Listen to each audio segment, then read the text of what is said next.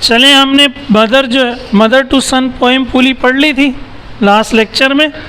देखिए page number 3 पे सबसे ऊपर लिखा हुआ है अबाउट द पोएट। ये जो पोएट का नाम मैंने बताया था, क्या नाम था इसका? लॉन्गस्टन ह्यूज। इसके बारे में कुछ लिखा हुआ है, थोड़ा सा इसको पढ़ लेते हैं तो पोएम में मज़ीद काम आएगा। लॉन्गस्टन ह्यूज ब्रैकेट में लिखा हुआ है 1902-1967। इसका क्या मतलब है? ठीक है, वेरी गुड। 1902 में वो पैदा हुआ और 1967 में उसका इंतकाल हुआ, वो मर गया। Was an American novelist. American किसको कहते हैं?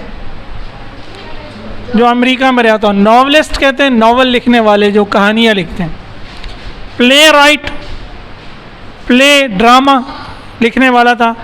And story writer, short story writer, छोटी कहानियाँ लिखने वाला था। ठीक है। Huge also wrote columns for newspapers यानी अखबारों के लिए भी कॉलम लिखता था।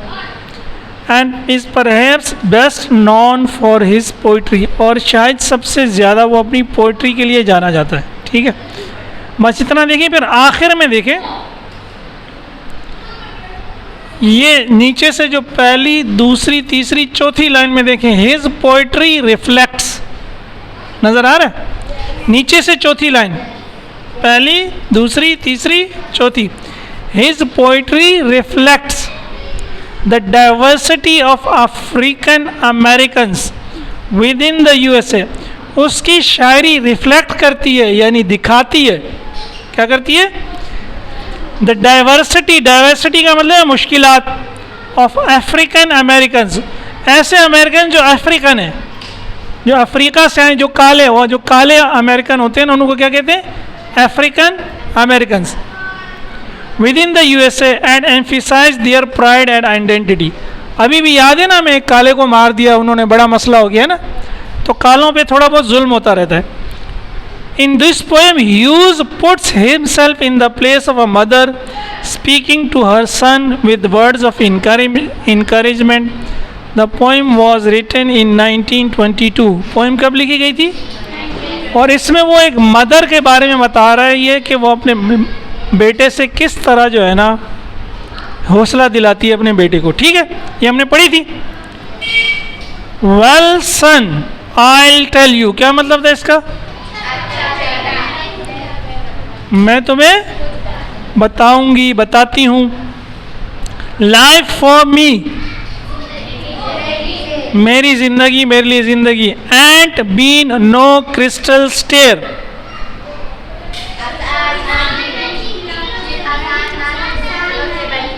आसान नहीं थी।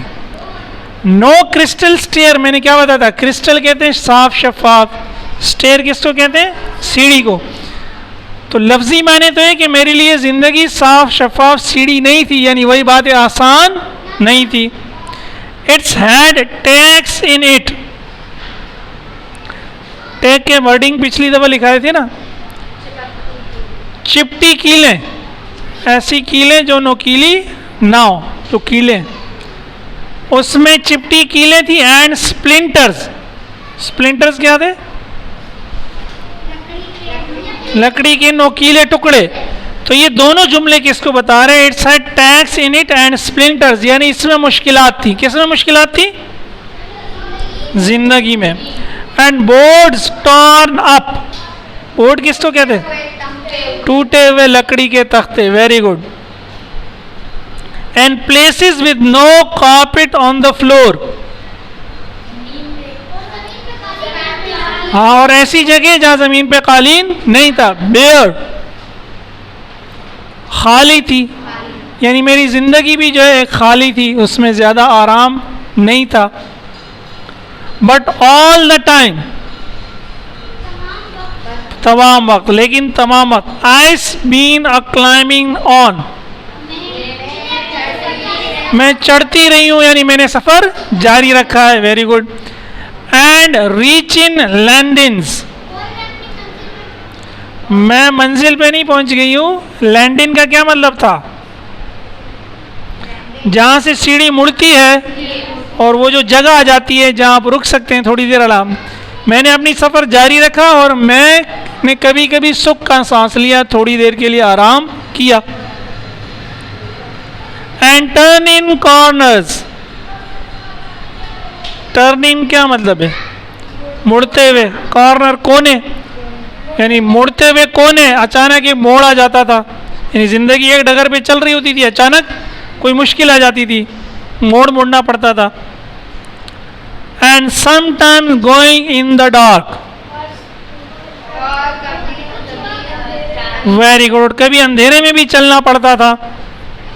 Where there ain't been no light, जहाँ कोई रोशनी नहीं होती थी।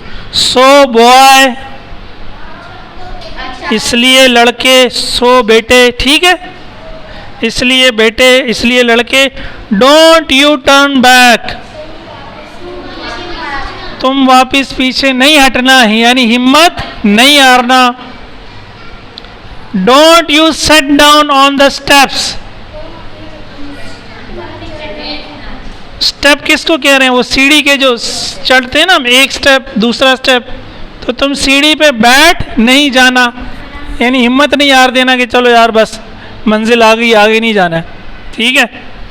Cause you finds it's Kinder hard, cause किसकी शॉर्ट फॉर्म थी? बिकॉज की। यू फाइंड्स तुम्हें लगे, इट्स किंडर हार्ड ये तो शायद मुश्किल है, कहीं तुम्हें ऐसा न लगे तुम आराम करने लग जाओ, ये सोचो कि यार ये काम तो ज़रा, यानी ज़िंदगी में आगे बढ़ना तो मुश्किल है। डोंट यू फॉल नाउ, तुम अब गिरो मत, यानी हिम्मत पकड़ो दोबारा। For I still going Honey, क्योंकि मेरा सफ़र अभी भी जारी है। आई स्टिल गोइंग, माँ अपनी बात कर रही है कि मेरा सफ़र अभी भी तमाम मुश्किलात की वजह। हनी किसको कह रहे हैं? या खाने वाले शहद को? नहीं, यहाँ तो ज़ाहिर शहद का कहीं जिक्र ही नहीं है, तो ज़ाहिर हनी का मतलब शहद। हनी मैंने बताया था जिस किसी को प्यार भरे अंदाज में कहते हैं, जैसे उर्दू में हम कहते हैं प्यारे, ठीक है। आई स्टिल क्लाइंबिंग, मैं अभी भी चढ़ रही हूँ, मेरा सफ़र अभी भी। And life for me and been no crystal stair, नहीं है। अब एक बात पे गौर करें, इस पोइम में इसकी जो माँ है वो अपनी ज़िंदगी को किस चीज़ से ताबीर कर रही है? अपनी ज़िंदगी के सफ़र को। मुश्किलात तो है, लेकिन उस मुश्किलात को बताने के लिए वो किस चीज़ का सहारा ले रही है? किस चीज़ का बार बार जिक्र आ रहा है? हाँ, नो क्रिस्टल स्टेयर, सीढ़ी। सीढ़ी की वो मिसाल दे रही है कि सीढ़ी पे जब मैं जा रही हूँ तो वो सीढ़ी ऐसी नहीं है कि मुझे साफ दिखाई दे रही हो, कि अभी एक कदम, सीढ़ी में क्या होता है, एक कदम इधर रखना है, दूसरा कदम इधर रखना है, हमें साफ नज़र आ रहा होता है ना।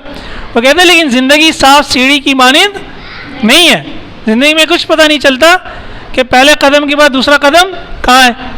इस तरह सीढ़ी में उसने कहा कभी कभी आराम करने की जगह आ जाती है, लेकिन कभी कभी अचानक मोड़ आ जाते हैं, समझ नहीं आती कहाँ मुड़ना है। और कभी कभी ऐसी जगह आ जाती है जहाँ तारीकी हो, सीढ़ियों में कहीं लाइट ना लगी हो तो क्या होगी? तारीकी होगी। बेटे से भी यही कह रही है कि जिस तरह सीढ़ियों पे हम एक एक कदम ऊपर रख के ऊपर जाते हैं, इस तरह ज़िंदगी में भी जद्दोजहद करके आहिस्ता आहिस्ता ऊपर जाना है। ऐसे नहीं है कि कोई आज स्कूल में दाखिल हुआ और कल डॉक्टर बन गया, ऐसा कभी हुआ है?